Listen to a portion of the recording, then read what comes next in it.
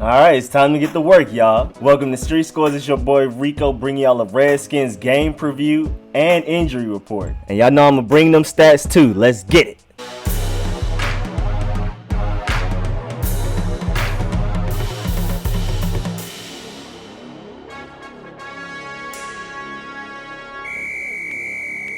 Fourth game of the 2018 season, y'all. It's been a dark start so far. Fresh off an embarrassing loss to the Bears on Monday night for all to see. There's a lot of unexpected holes and weaknesses to this team, but there's also quite a few unexpected surprises. And let's get into the content. Let's start with the injury report. And I'm a Southern gentleman, so I'm going to talk about our opponent's injuries first.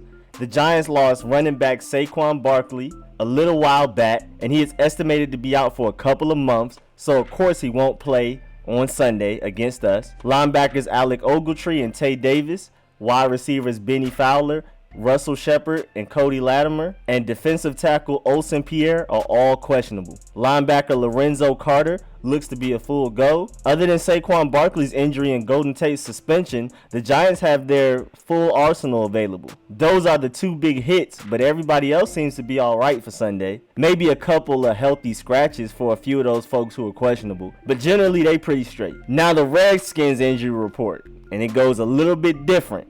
As usual, ours is worse than our opponents, especially since the last 3 years. We already have tight end Jordan Reed out indefinitely with that cheap shot concussion caused by Keanu Neal of the Falcons. Reed could possibly retire with this being his 7th reported concussion in the NFL alone. He also had multiple in college. Then there's also edge rusher Jordan Brailford, defensive tackle Caleb Brantley, center Casey Dunn, inside linebacker Reuben Foster, cornerbacks Greg Stroman and Dominique Rodgers-Cromartie, quarterback Josh Woodrum, and running back Sean Wilson, and most noticeably Darius Geist. They're all on the injured reserve. But in more decent news, Case Keenum was wearing a boot for a strain, but he is good to go for Sunday. Quentin Dunbar, Casanova McKenzie, Jonathan Allen, and Colt McCoy also look good to go, which is great because we didn't have Colt McCoy, Quentin Dunbar, and Casanova last week. So those are people that we will gain this week. There's also the great scary Terry McLaurin, who is a little banged up with a hamstring injury, but he looks like he should be good to go Sunday. Not 100% sure yet though. But the worst recent news is that Brandon Sheriff is questionable for Sunday and center Chase Roulier is doubtful for Sunday.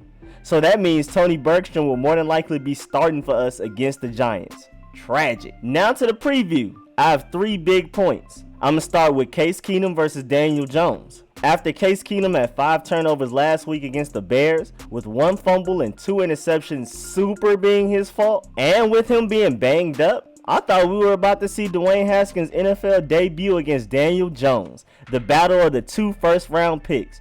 But it looks like Case Keenum is going out there Sunday. While Case Keenum had a bad game last week, Daniel Jones had a great game last week. Other than his fumbling problem, even though it was against the Buccaneers instead of the Chicago Bears, Daniel Jones threw for 336 yards and 2 touchdowns. He led a comeback win after being down 28-10 at half. And everybody knows we are lacking pretty high in second half play and adjustments. So if he's good at comebacks, then that sounds like an L to us, but we'll have to see. The outcome of this game will definitely largely depend on the play of Keenum and Jones. That goes without saying for any game, but it's especially true for this game. Keenum actually played pretty well the first 2 games. Honestly, he didn't play great, but he played well enough to win if our defense was even half as good as we expected them to be entering the season. But last week, yeah, that was definitely on him. Along with a lot of other things like the defense, of course, but that was definitely on him. But what Case Keenum needs to focus on is hitting Scary Terry as much as possible this game, who is making headlines everywhere. Terry is the first wide receiver in NFL history to have 5+ catches and a receiving touchdown in each of his first 3 career games. We got to clap that up, man. Got to clap that up. We got to clap that one up, man. The Giants' defensive backfield cannot shut down Scary Terry. I know this. If the Bears secondary can't, then the Giants secondary definitely can't. Unless they super game plan and scheme him out by constantly double teaming him or whatever they have to do. But then that would leave Paul Richardson, Vernon Davis, Kelvin Harmon, and Trey Quinn with more opportunities to get open. But focus on Scary Terry, Case Keenum, who looks like the best and most promising receiver on this team so far. Route running, deadly speed, great contested catch through traffic hands, and he also blocks well. He's the complete wide receiver. And as of right now, he's our wide receiver number 1. The second focus out of 3 focuses, Redskins pressure. Why are we only rushing 3 or 4 every play? Where are the blitzes, Greg Minuski? We are sending 4 and dropping back 7 in coverage and getting dotted up. Why?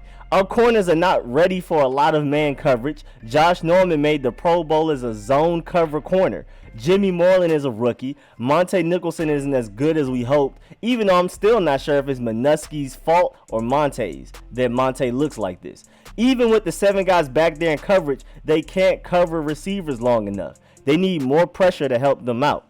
Quarterbacks are just in the pocket chilling, scanning the field and waiting for a receiver to get open. Ryan Kerrigan isn't doing anything so far this season.